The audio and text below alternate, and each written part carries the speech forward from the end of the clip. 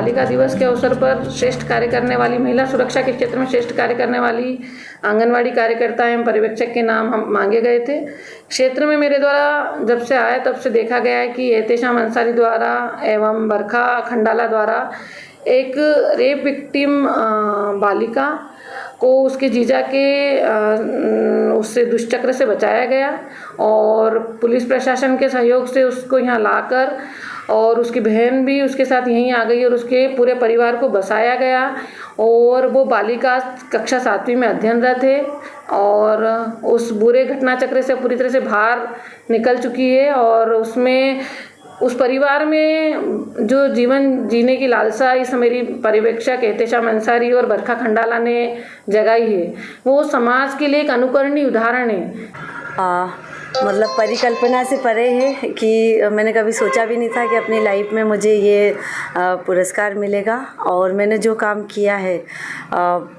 ये सोचकर किया भी नहीं था, सिर्फ एक इंसानियत के नाते किया था। जो जिस पोस्ट पे मैं हूँ महिला बाल विकास में, और हम लोगों का वर्क जो ICDS का रहता है उसके साथ साथ समाज सेवा का भी रहता है और महिलाओं के लिए चूँकि ये विभाग अगर महिलाओं की स्थिति को बेहतर कर सके ये सबसे बड़ी गौरव की बात है। और DPO मैम को मैं बहुत बहुत धन्यवाद देना चाहूँगी कि उन्होंने इस चीज़ को आगे तक पहुँचाया। देखा जाए तो मतलब बच्चों के इस प्रकार की घटना बहुत होती रहती है, लेकिन आपने जो साहस का परिचय दिया है, आप अकेले ही थे या और कोई भी आपको किस प्रकार का सहयोग मिला? मैं और मेरे साथ मेरी वर्कर थी आंगनवाड़ी कार्यकर्ता बरखा। जो बच्ची थी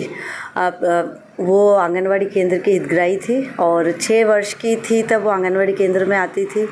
उसके माता पिता का देहांत हो गया था और बड़ी बहन को नागदा में बड़ी बहन की शादी की थी। परिवार में फिर वो छोटी बच्ची बची थी तो मोहल्ले वालों ने सोचा कि इसको बड़ी बहन के सुपुर्द कर दिया जाए तो ये सुरक्षित रहेगी,